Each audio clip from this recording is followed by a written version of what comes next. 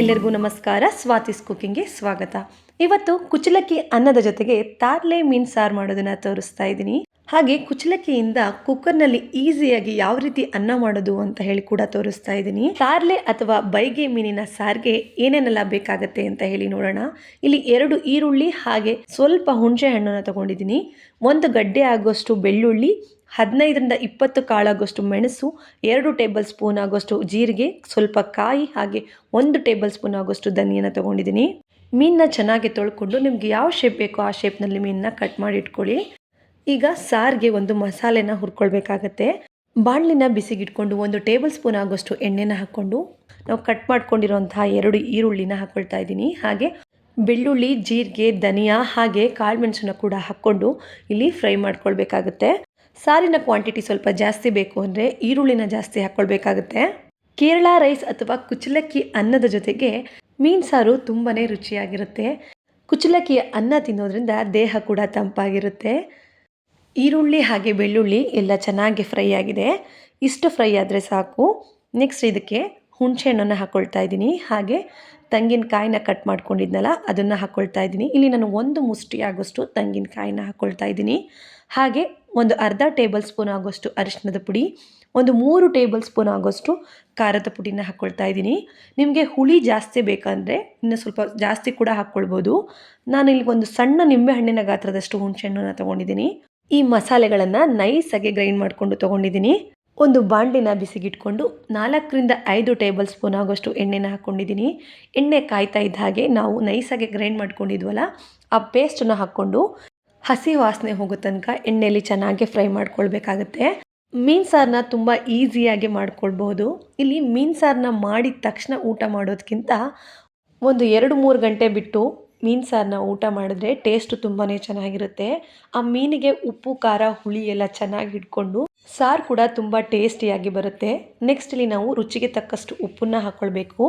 ಉಪ್ಪನ್ನ ನೋಡಿಕೊಂಡು ಹಾಕ್ಕೊಳ್ಳಿ, ಬೇಕಾದರೆ ಆಮೇಲೆ ಕೂಡ ನಾವು ಸೇರಿಸ್ಕೊಳ್ಬೋದು. ಮಸಾಲೆ ಚೆನ್ನಾಗಿ ಎಣ್ಣೆಯಲ್ಲಿ ಫ್ರೈ ಆಗಿದೆ. ಈಗ ನಾವು ಇದಕ್ಕೆ ನೀರನ್ನ ಸೇರಿಸ್ಕೊಳ್ಳೋಣ. ಎಷ್ಟು ತಿಕ್ನೆಸ್ಸು ಬೇಕು ಅಂತ ನೋಡಿಕೊಂಡು ಇಲ್ಲಿ ನೀರು ಹಾಕ್ಕೊಳ್ಳಿ. ನಾನು ಇಲ್ಲಿ ಮೀಡಿಯಮ್ ತಿಕ್ನೆಸ್ ಇರೋ ಹಾಗೆ ನೀರು ಹಾಕ್ಕೊಳ್ತಾ ಇದ್ದೀನಿ. ತುಂಬ ನೀರು ಕೂಡ ಮಾಡ್ಕೊಳ್ಬಾರ್ದು, ಟೇಸ್ಟು ಚೆನ್ನಾಗಿರಲ್ಲ. ಸಾರು ಚೆನ್ನಾಗಿ ಕುದ್ದಾದ್ಮೇಲೆ ನಾವು ಇಲ್ಲಿ ಲಾಸ್ಟಿಗೆ ಮೀನನ್ನ ಹಾಕ್ಕೊಳ್ಬೇಕಾಗತ್ತೆ. ಯಾಕೆ ಅಂದರೆ ಮೀನು ತುಂಬ ಬೇಗನೆ ಬೆಂದೋಗುತ್ತೆ. ಹಾಗಾಗಿ ಸಾರು ಚೆನ್ನಾಗಿ ಕುದಿಬೇಕು. ಕುದ್ದಾದ್ಮೇಲೆ ನಾವು ಇಲ್ಲಿ ಮೀನನ್ನ ಹಾಕ್ಕೊಳ್ಬೇಕು. ಮೀನು ಹಾಕಿದ ನಂತರ ಒಂದು 5ರಿಂದ 10 ನಿಮಿಷದೊಳಗಡೆ ನಾವು ಸಾರನ್ನ ಆಫ್ ಮಾಡ್ಕೊಳ್ಬೇಕಾಗತ್ತೆ. ಜಾಸ್ತಿ ಕುದಿಸ್ಬಿಟ್ರೆ ಮೀನೆಲ್ಲ ಚೆನ್ನಾಗಿ ಬೆಂದು ಹೋಗಿ ಓಪನ್ ಆಗಿಬಿಡುತ್ತೆ. ಹಾಗಾಗಿ ಬೇಗನೆ ಆಫ್ ಮಾಡ್ಕೊಳ್ಳೋದು ಒಳ್ಳೆಯದು. ನೋಡಿ, ಇದು ಆಲ್ಮೋಸ್ಟ್ ಆಗೋಗಿದೆ. ಇನ್ನೊಂದು ಸ್ವಲ್ಪ ಕುದಿಸ್ಬಿಟ್ಟು ನಾನು ಆಫ್ ಮಾಡ್ಕೊಳ್ತೀನಿ. ಚೆನ್ನಾಗಿ ಕುದ್ದು ರೆಡಿ ಇದೆ. ನಾನು ಇಲ್ಲಿ ಸಾರನ್ನ ಆಫ್ ಮಾಡ್ಕೊಳ್ತಾ ಇದ್ದೀನಿ. ತಾರ್ಲೆ ಅಥವಾ ಬೈಗೆ ಅಂತ ಕರೆಯೋ ಮೀನು ಸಾರು ರೆಡಿಯಾಗಿದೆ. ನೆಕ್ಸ್ಟ್ ಇಲ್ಲಿ ನಾವು ಕುಚಲಕ್ಕಿ ಅನ್ನ ಮಾಡೋದು ನೋಡೋಣ. ಇಲ್ಲಿ ನಾನು 1 ಕಪ್ ಆಗೋಷ್ಟು ಅಕ್ಕಿನ ತೊಗೊಂಡಿದ್ದೀನಿ. ಅಕ್ಕಿನ ಚೆನ್ನಾಗಿ 4ರಿಂದ 5 ಸತಿ ವಾಶ್ ಮಾಡ್ಕೊಳ್ಬೇಕು. ನಾರ್ಮಲ್ ಅಕ್ಕಿ ಥರ ಒಂದು 2 ಸರಿ ವಾಶ್ ಮಾಡಿಕೊಂಡ್ರೆ ಸಾಕಾಗಲ್ಲ. ಹಾಗಾಗಿ ಇದನ್ನು ಸ್ವಲ್ಪ ಜಾಸ್ತಿನೇ ವಾಶ್ ಮಾಡ್ಕೊಳ್ಬೇಕಾಗುತ್ತೆ. ಅಕ್ಕಿನ ಈಗ ಚೆನ್ನಾಗಿ ವಾಶ್ ಮಾಡಿಕೊಂಡು ತೊಗೊಂಡಿದ್ದೀನಿ. ಈಗ ಈ ಅಕ್ಕಿಗೆ ನಿಮಗೆ ಗಂಜಿ ಬೇಡ ಅಂತ ಅಂದರೆ ಇಲ್ಲಿ ಒಂದು 3 ಕಪ್ ಆಗೋಷ್ಟು ನೀರು ಹಾಕ್ಕೊಂಡ್ರೆ ಸಾಕಾಗುತ್ತೆ. ನಿಮಗೆ ಗಂಜಿ ಬೇಕು ಅಂತ ಅಂದರೆ ಒಂದು 4 ಅಥವಾ 5 ಕಪ್ ಆಗೋಷ್ಟು ನೀರು ಹಾಕ್ಕೊಳ್ಬೋದು. ನನಗಿಲ್ಲಿ ಗಂಜಿ ಬೇಡ, ಹಾಗಾಗಿ 3 ಕಪ್ ಆಗೋಷ್ಟನ್ನ ನೀರು ಹಾಕ್ಕೊಳ್ತಾ ಇದ್ದೀನಿ. ಕುಕ್ಕರ್ನಲ್ಲಿ ನಾನು ಕುಚಲಕ್ಕಿ ಅನ್ನನ ಮಾಡ್ಕೊಳ್ತಾ ಇದ್ದೀನಿ. ಕುಚಲಕ್ಕಿ ದಪ್ಪ ಇರೋದ್ರಿಂದ ಇದು ಈಸಿಯಾಗಿ ಬೇಯಲ್ಲ.